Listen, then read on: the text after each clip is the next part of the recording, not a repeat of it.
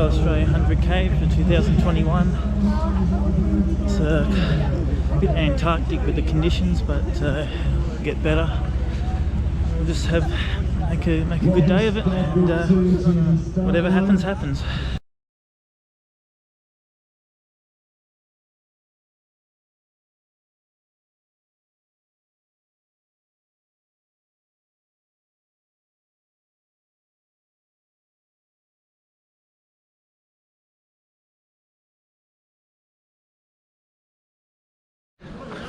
Coming into checkpoint 1, feeling really good.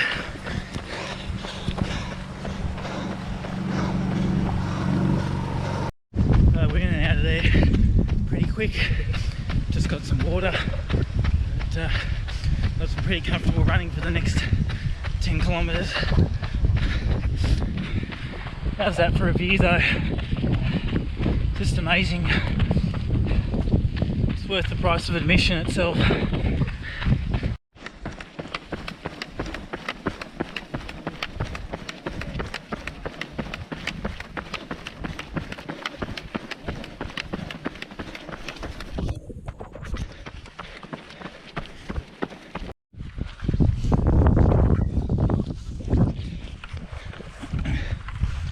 Through checkpoint 2, just after 32k. Just getting the sticks out to start heading up the hill.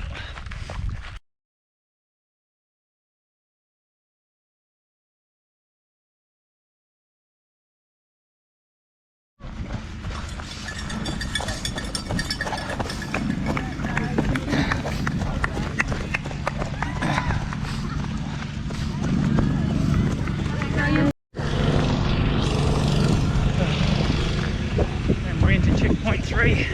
First time we see the crew.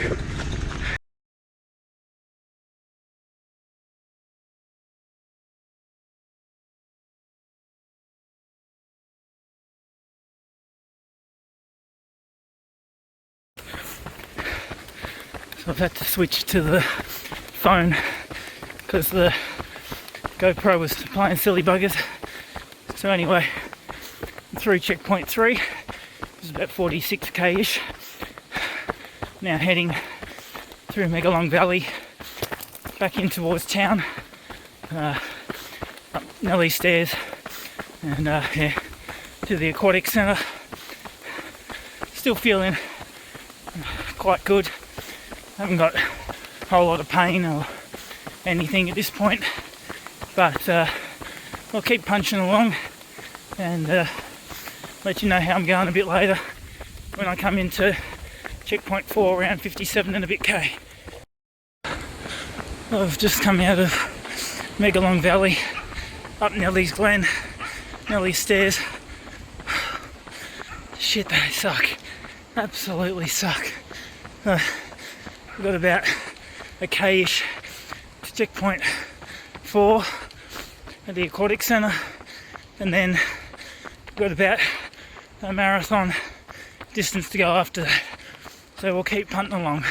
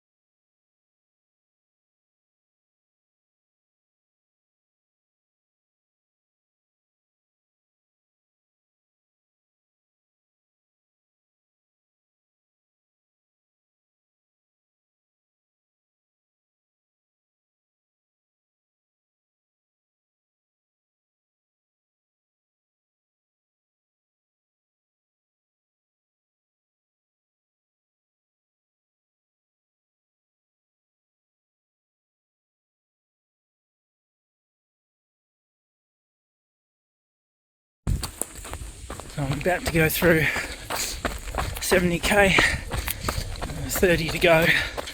I'm feeling okay, but the last stair sections have been killer, so hurting a little bit, but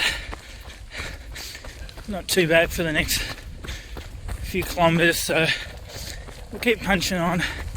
get to checkpoint 5, and then the fun begins. So we're just over a kilometre out from checkpoint 5 at Queen Vic Hospital. When we get there, it'll be a tick over half a marathon to go. I'm doing okay. My feet are killing me, but this is where the run begins. When it starts hurting, you got to really dig deep. Just do whatever you can to get to the finish. And that's exactly what I'm going to do.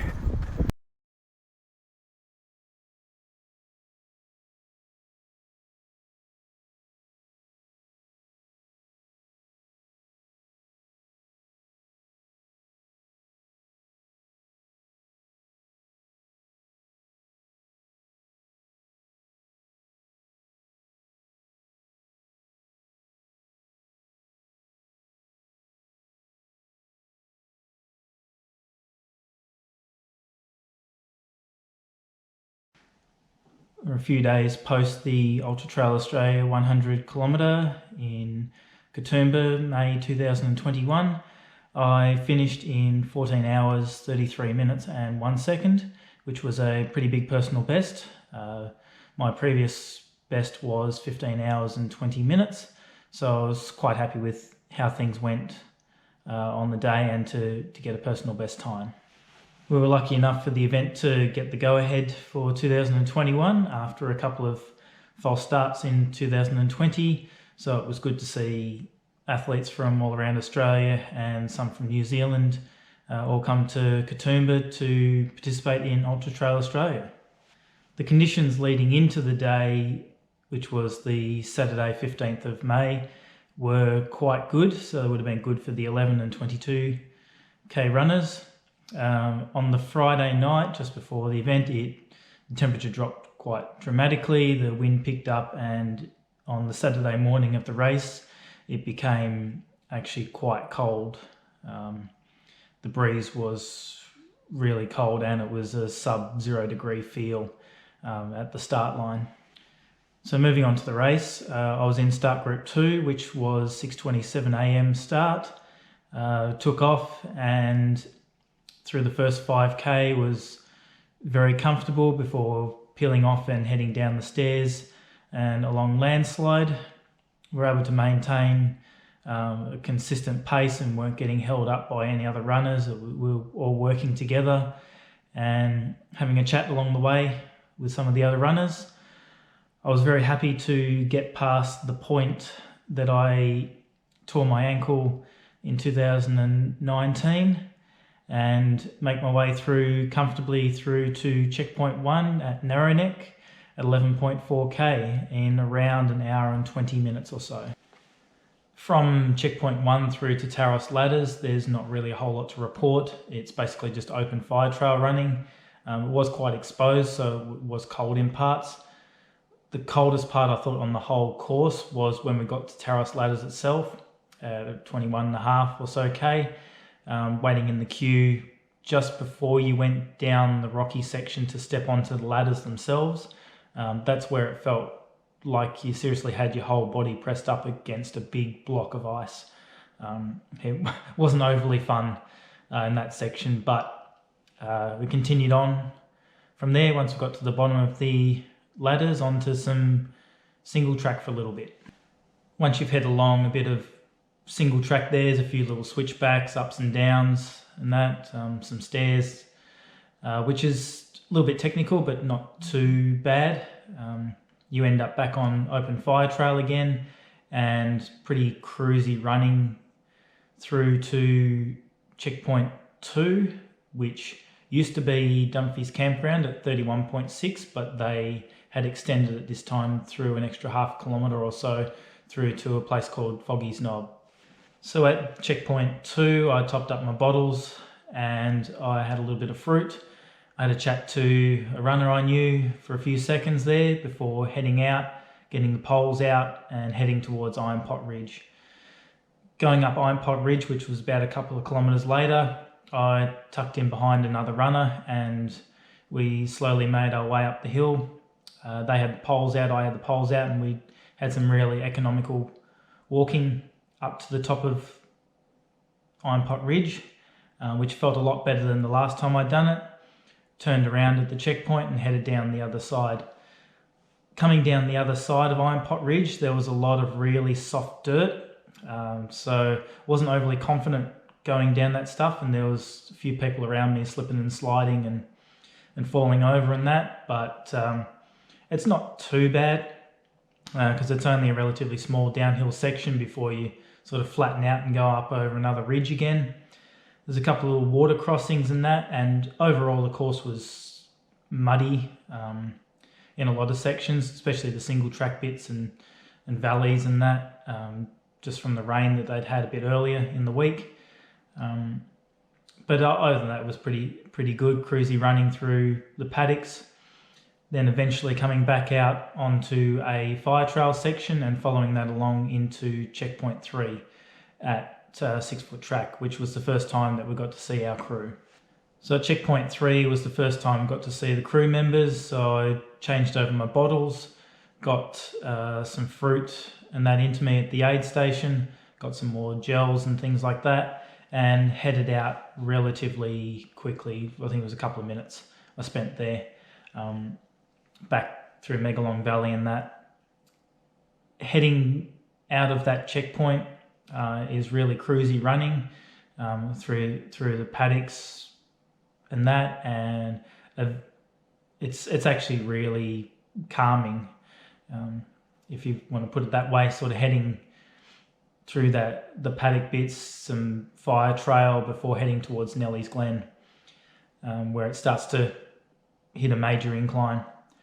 It becomes single track again, which is fairly technical because there's a lot of rocks and roots and things like that before you hit Nellie's Stairs. Now Nellie's Stairs is a world of pain, as it's just continuous stairs that go up and up and up. There's no handrails or anything, but you just take it slow and steady.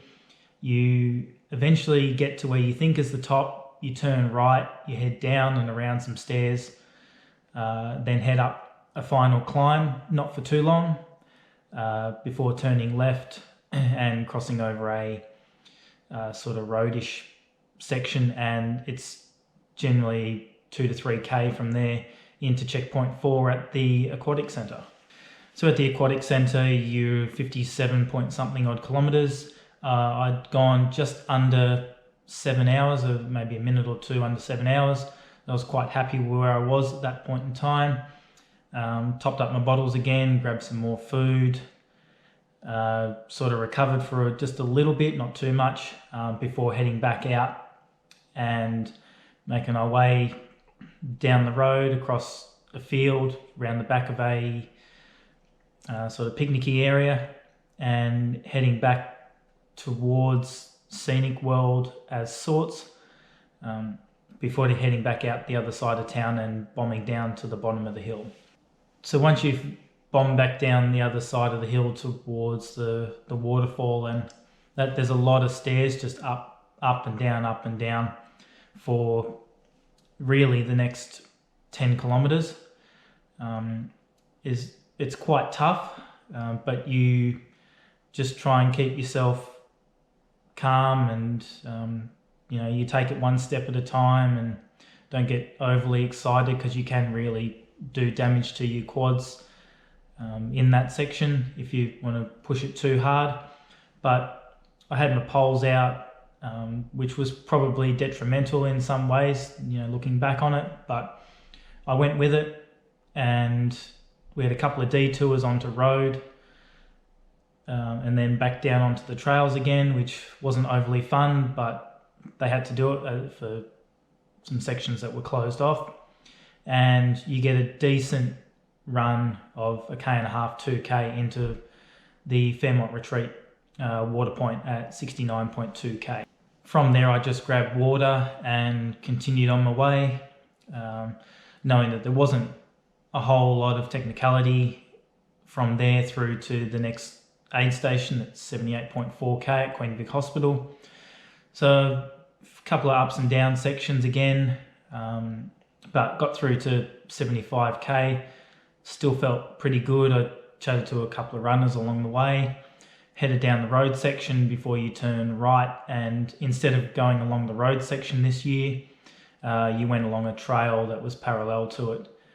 Bit rocky, bit technical in some sections. There was a bit of bits that had washed away, and there was quite a lot of mud and things like that, but it was fine for the most part. My feet were in a lot of pain, certainly underfoot, from about 70k. So it wasn't ideal with all the jagged rocks in that section sticking into my feet, which didn't make life fun, but it is what it is. And I got through to the aid station at checkpoint 5 and loaded up for the final section. So at checkpoint 5, I did my last bottle top up. Knowing that it was going to get colder and colder, I grabbed my beanie out, put my gloves on, grabbed the headlamp out. It was still daylight, but you got to pre-prepare for these things. Loaded up and headed out for the last section of the course. Through to about 80k and a bit beyond, I was running with a couple of other runners, which still felt really comfortable at that point in time. Just after 80k, probably 80 and a half or so, you start bombing down the hill for probably 6 kilometers down to the bottom of Kadumba. And I had the poles out to go down that hill to try and save the quads. It probably slowed me a little bit, but not too much, before doing some walking back up the other side. And even once gone down all that hill, even though the quads were starting to hurt and things like that, I was still upbeat, still felt perfectly fine.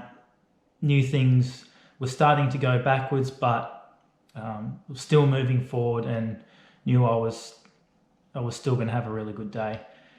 Kept pushing, and eventually got through to the water point at 91.2k. At the 91.2k mark is the last water point on the course, so I grabbed a cup of water, and I probably should have put more in my bottles, but at that point I really didn't want to eat or drink anything, and there was still some decent climbing to go, but I took the water and continued on. Probably within a kilometre of that point, my quads blew out on me. They had enough. It felt like every stride moving forward was like trying to push a lounge suite up the hill, which wasn't overly fun, but it was still moving forward, so it was still okay. I didn't have any desire to run at all. Going through 95, 96k, once you're back on single track and all that, I sort of weaved through a couple of 50k entrants, but I was getting passed by a lot of people from behind. So I just kept stepping aside and letting them go through. The body did not want to run. It could have, but it just didn't want to. At 97, I started to run again. I just forced myself, and I felt quite fine. I was moving well through the trails and ups and downs of the single track in the dark. I didn't notice that I'd gone through 2k to go, and next minute I was at the base of Furber Steps. I'm not sure what time I got through to the base of Furber Steps, but it doesn't really matter. So I started the long slog up the hill, and I didn't run at all in a lot of those sections. I stopped a couple of times along the way because I was stumbling. I was moving from left to right on the stairs. My legs were starting to fail from under me. Got to the top of the stairs, walked across the bridge, went up the 4 or 5 steps, and then ran around to the finish line and crossed the line in 14 hours, 33 minutes and 1 second, which, as I mentioned before, was a personal best. After we crossed the finish line, they made us do a mandatory gear check, which was the first time in my memory that they have done that. They asked for a rain jacket and thermal top, so I showed those. Continued round, picked up the finisher towel and belt buckle, and I thought there was a proper post-event area, but couldn't find it. But I was absolutely frozen, and I was shaking.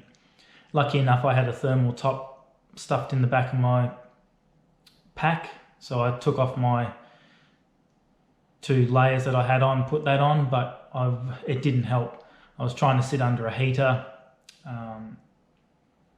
That didn't help. The medical person walked past and says, "Oh, you all right?" And I said, "Oh, I'm all right, but I'm frozen." And they said, "Oh, okay, I'll come around here. We'll put you in front of a heater and we'll give you some soup." So I headed in, got a couple of blankets.